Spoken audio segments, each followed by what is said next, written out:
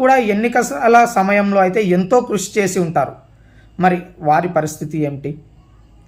మరి ఇప్పుడు ముందు నుంచి కాంగ్రెస్ పార్టీలో ఉన్నటువంటి నాయకులకు సంబంధించిన కార్యకర్తలకు ఈ విషయంలో నాయకులు సహకరిస్తారా? అదేవిధంగా వలస వచ్చినటువంటి బీఆర్ఎస్ పార్టీకి రాజీనామా చేసి కాంగ్రెస్ పార్టీలోకి చేరినటువంటి నాయకులకు సంబంధించిన కార్యకర్తలకు న్యాయం చేస్తారా? అసలు ఇందిరమ్మ ఇండ్ల మంజూరు ప్రక్రియలో నియోజకవర్గంలో ఏం జరుగుతుంది? నిజంగానే లబ్ధిదారులకు వస్తున్నాయా?